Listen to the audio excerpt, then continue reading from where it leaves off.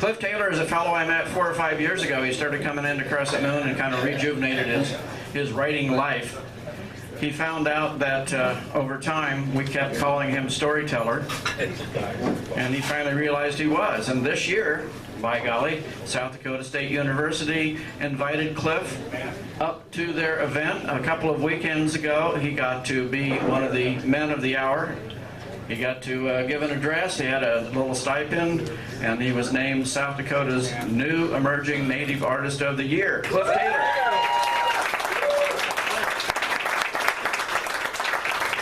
And he's saying, now how do I follow that up? Very simply, I've heard you read a number of times, Cliff. You're fine.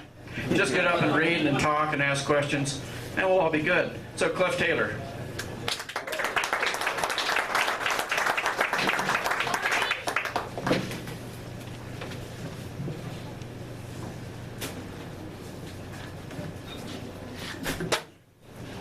Hello, everybody.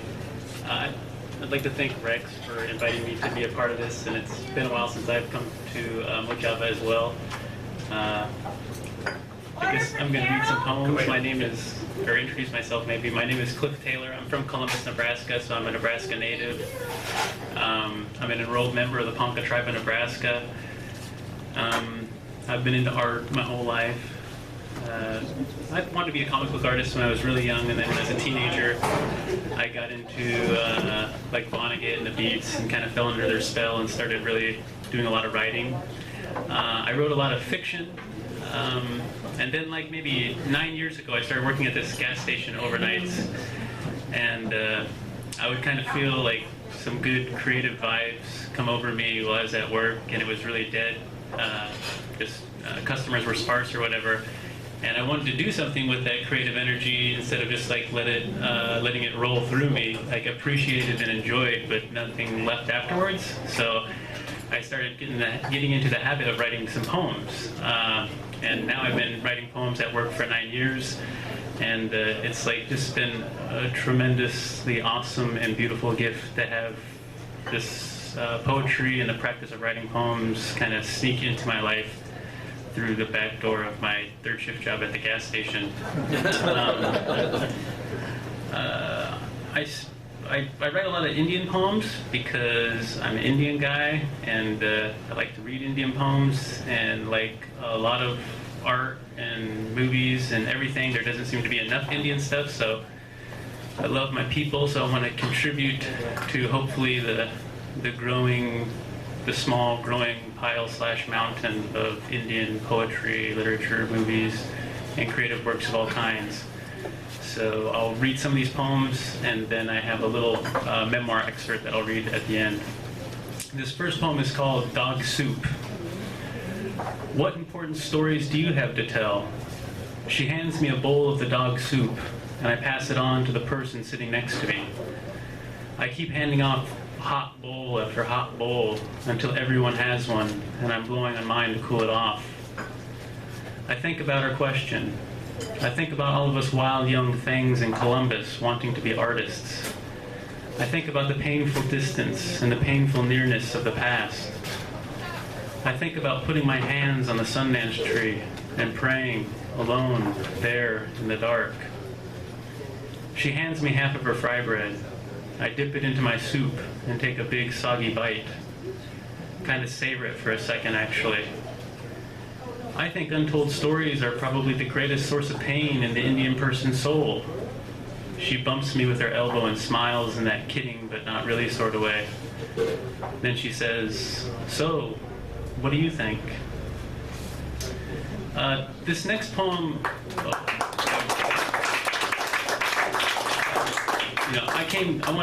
growing up in Columbus, like a lot of people growing up in small towns, by the time I was a teenager, I was possessed with a single dream, and that was to get the hell out of there and go to someplace bigger and, immerse myself in all the culture that other places, miraculously, magically did have, and our tiny little town so totally didn't have. And I came here to Lincoln, and I went to UNL, and I had a mixed experience.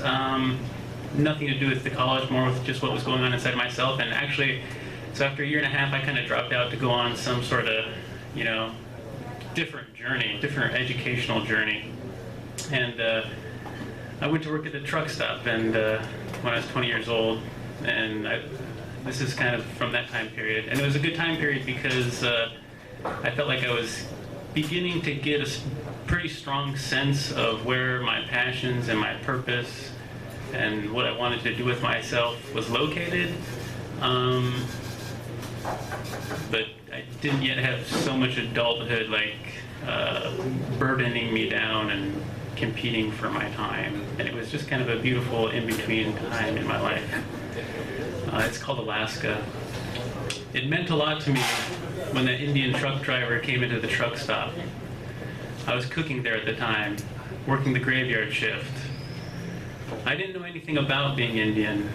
I knew that I was one, but that was about it. When I was done with things, I went out and talked with him. He talked to me about Alaska, his life, his family, the way things were for our people nowadays. Nowadays, he said, we hunt a different kind of buffalo. Just the look of his old face made me feel something I didn't have the words for. He was the only Indian truck driver that came into the truck stop during the whole year that I worked there. I didn't know why, but talking to him seemed to mean a lot to me. I told him I wanted to go to Alaska someday. He looked at me reassuringly and said, "You will."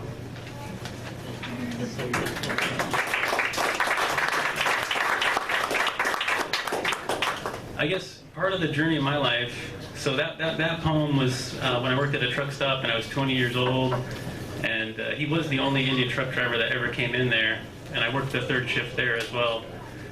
And this next poem is from a couple months ago, journey, and it was a journey that a lot of us Indian people are on, whether we like it or not, and it's this journey of trying to figure out who you are and what it means to be Indian in these kind of very complicated circumstances that we have going on in America today or whatever.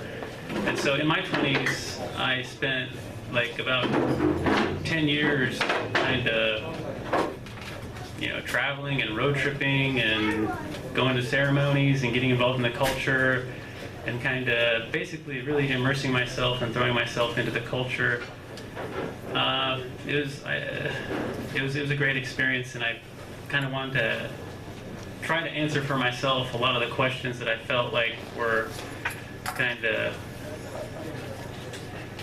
throbbing and bulked up and improperly tended/untended inside of a lot of my relatives and our Indian people, and especially as a still semi-young Indian person, but our young people today. I think it's like there's this giant land of painful, unanswered questions inside the center of the majority of our Indian people, and it's the pain of all of that Indianness remaining unknown that kind of drives, that compounded with other things, that kind of drives a lot of Indian people to become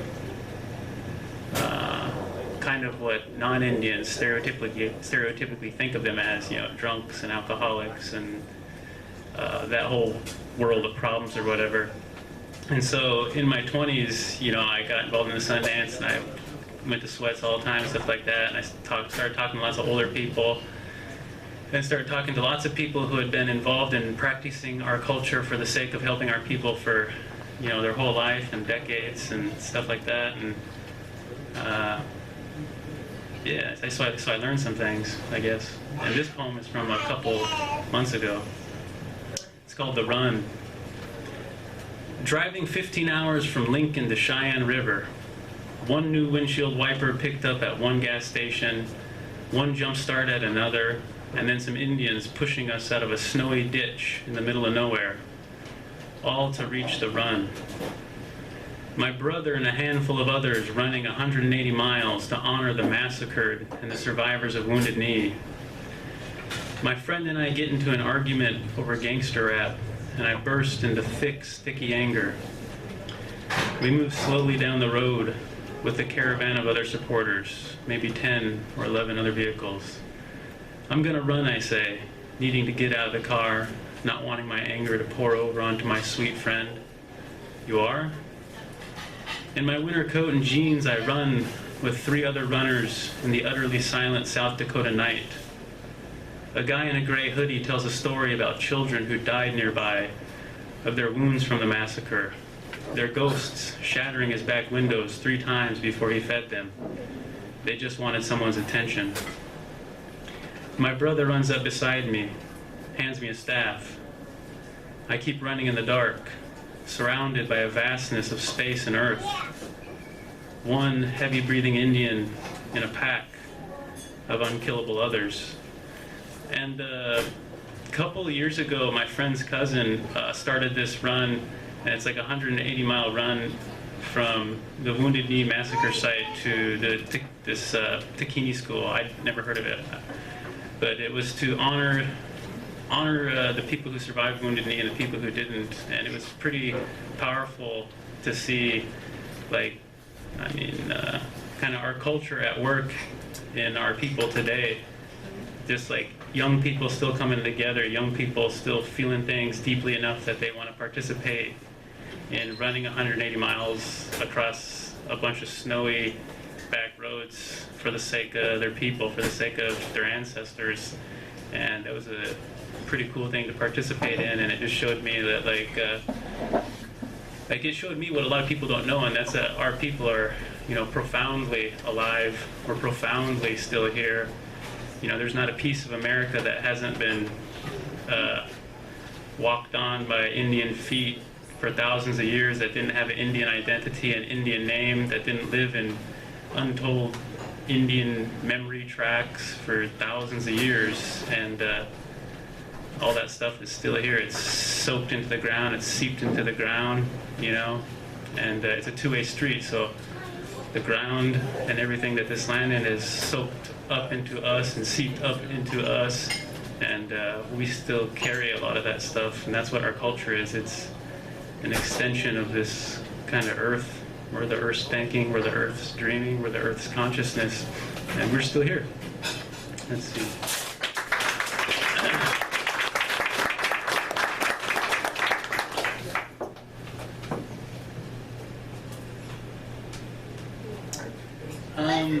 My dad is Indian and my mom is white, so growing up I always heard the term biracial, but then I learned a cool term from a half German, half Filipino guy at a coffee shop a couple years ago, bicultural. So I'm a bicultural dude.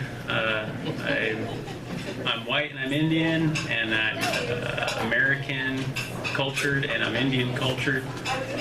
And my dad, he practiced like the favorite culture of a lot of contemporary Indians, which is doing a lot of drinking and a lot of drugs and all that stuff.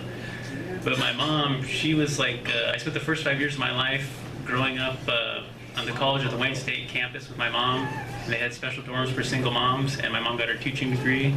And my mom's dad was a history teacher, a World War II veteran, and my mom's mom was an English teacher. And so I had like the energy of college and books and reading and teaching kind of swirling around me from a very young age. And so my mom was into books and my dad was into beer, I guess. But my mom was also into all sorts. In some sense, I try to give her credit for being ahead of the curve or whatever, because she was really into healthy living and stuff like that. So she was trying to cook us meatless meals all the time when I was a kid. But she was also into all sorts of wacky far out stuff, or what some people would consider wacky far out stuff. And she tried to talk to my dad about it. My dad didn't want to hear it. He had other interests. So she talked to me about it a lot. And she went through like a near-death experience phase, an angel phase, an alien abduction phase, ghosts and spirits phase. And she just read crap loads of books about all that stuff and then tell me about it when I was a kid. Well, when I got older and I started kind of traveling and circulating in our people's kind of culture and stuff like that, like there was a lot of that stuff there as well. And so those kinds of seeds of interest that my mom had planted in me when I was a young kid, like some of them flowered into full big treed life when I got into the culture. And this is kind of a poem about one of my favorite things that my mom used to talk to me about when I was a kid, and it's called The Hairy Man. That time I pissed in the dark at the Sundance and heard something breathing in the tree above me, exhaling longer and deeper than a buffalo, still pissing, alert, hearing it again. I finished and half ran back to the few others who were camping out there too. We were getting ready to put a few people up on the hill. Suddenly it was audibly to our west. There it is, that's what I heard, listen. The four of us hearing it clearly, long and slow, directed at us, meant for us. Up in the trees, the largeness of its breathing indicating an animal much bigger than anything that could quietly sit among the branches. David waking up in the middle of the night when he heard it behind his tent, screaming, waking us up, all of us laughing, listening, hearing it, and telling him to go back to sleep. The following year at Sundance, my brother Cleo, damn, Cliff, everybody was really laughing when we told them that that Bigfoot was breathing on you when you were taking a piss. That was a fucking Bigfoot. Walking along those trees again in the summer, going over there in the dark, standing there, scared but not, wondering who was listening. Hello, relatives. It's good to be back. It's good to see you all again. And that's like, in my 20s, I Sundanced for 7 years, and 5 of those years, I Sundanced up on Santee. Like, that's in Nebraska. That's an Indian reservation in Nebraska. And like, that's just like a little story from that. And to me, it's like one of the things that I guess I try to do in my writing is like, there's multiple levels of deep pleasure present in, for me and for a lot of us Indian people, when we get to listen to our elders and our relatives tell us cool, deep, personal, mysterious, strange, powerful, memorable and strange stories. We like to tell stories and we like to hear stories. And so I find myself, like, in my poems, kind of maybe trying to actually like replicate that or duplicate that. It's like you want to duplicate or replicate that pleasure you get from hearing a close relative tell a cool story, a very gifted storyteller tell you a story that maybe you'll only hear once in your life and will never be written down, and is kind of preserved in that special place in your heart. And so I find myself trying to do that in my writing. Part of it is, I didn't grow up around my culture. I went to maybe a couple powwows when I was a teenager, but it's like Indian people are lost if they don't have their culture to teach them who they are. And, so like before I got involved in the culture, I read lots of books about our culture and stuff like that. And so I know there are a lot of young Indian people out there who never got to have, their grandpa or grandma tell them any kind of cool stories that they'll think about later when they're an adult, or they never got to be around their culture. So part of my, I guess, objective or my goal with my writing is to, put a lot of stories, inside of it, so that the readers, hopefully young Indian readers, will like get to eat that stuff and feed themselves with it, and feed their imagination, and feed that hungry spirit they got inside themselves that wants to figure out who they are. It'll give them some leads. So this next poem is called Gray Owl.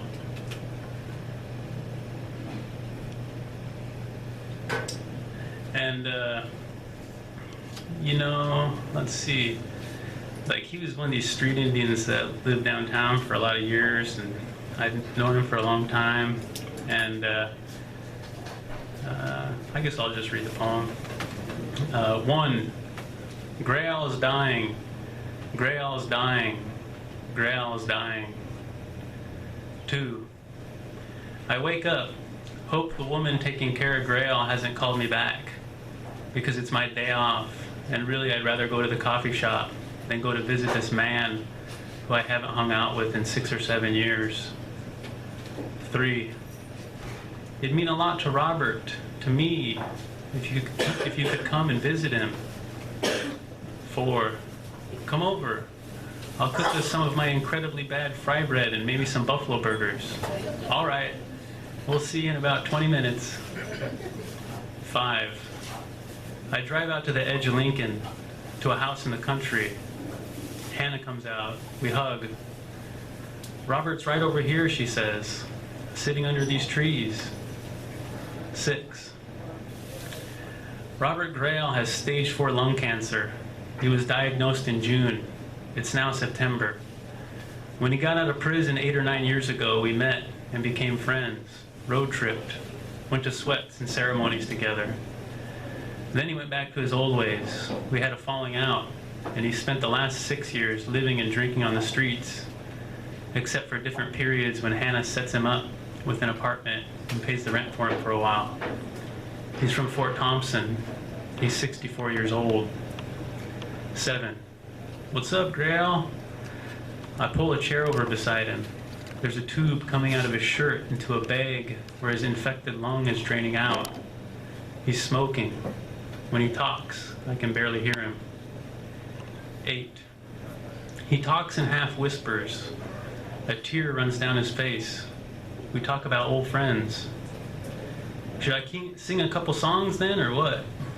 I sing a couple ceremony songs and then share a smoke with him. He says some more stuff, but I can't really make it out. I put my ear close to his face, and he whispers. 9. He rolls a joint of K2, synthetic marijuana, and we talk about weed. One time I was at a Sundance, I say, and I heard Crow Dog say Peji was the first medicine. He said it to these 2 old guys who were talking shit about weed. So shit, I don't know. He nods and smiles and smokes. 10. We go inside to eat. Grail nods off, comes to, nods off. He's pure skin and bones, concentration camp skeletal, hair patchy and thin, with about a thumb's worth of a ponytail. 11. We talk Indian movies, Indian books, the missing and disappeared Indian women, child stealing, the achievements of the Ponca, the Ho-Chunk, Canadian Indians, the history of the Indian community here in Lincoln, its ups and downs, its decline. 12. I tell Grail I'll come back next Thursday, bring him some DVDs to watch. I hug him, pat his fragile body. He asks me what I'm doing tomorrow, but I deflect back to seeing him Thursday because I don't want to get in a situation of suddenly becoming his go-to friend / companion / visitor. I'm given a leftovers bucket, ice cream container, some books from Hannah, and then I leave. 13. I go straight home, wash my face, and then go down to the bars. 14. I spend the next 9 hours drinking, laughing, going nowhere with all the usual people. 15. 2 days later, I go into work, and my big Indian friend Felix from Alliance comes in.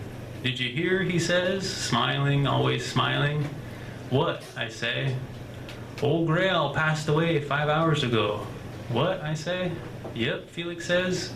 Now he's off to the happy hunting grounds. 16.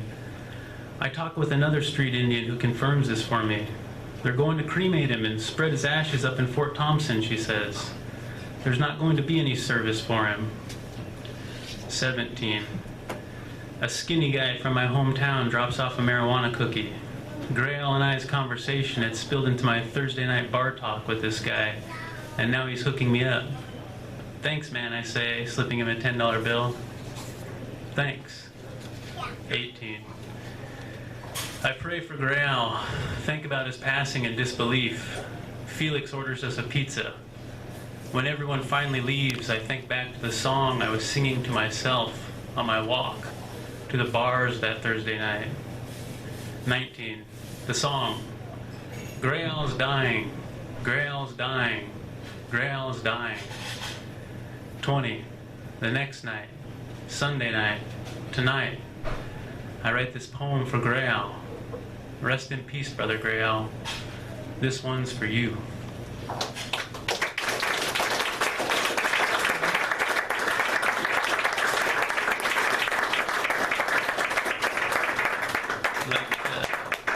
Got 1 minute of closing remarks. Oh, okay. Well, I'll just wrap it up by reading my last poem, I guess.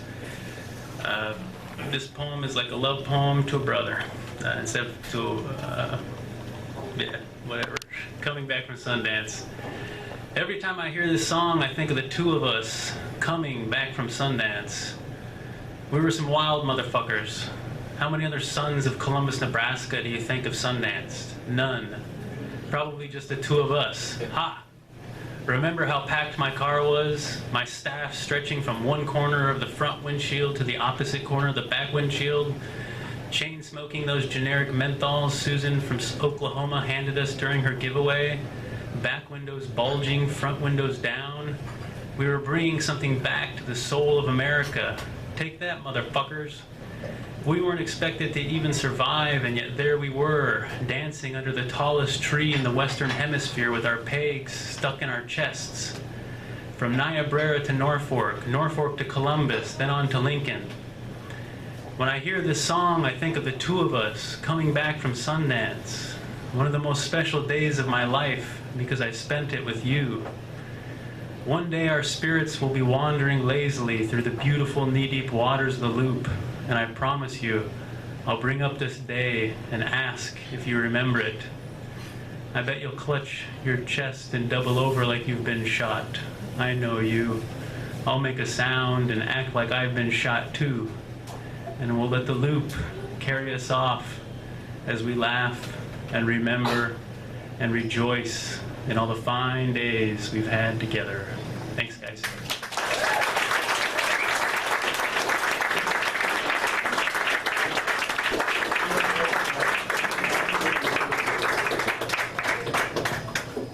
Thank you, Cliff Taylor. Another hand for Cliff.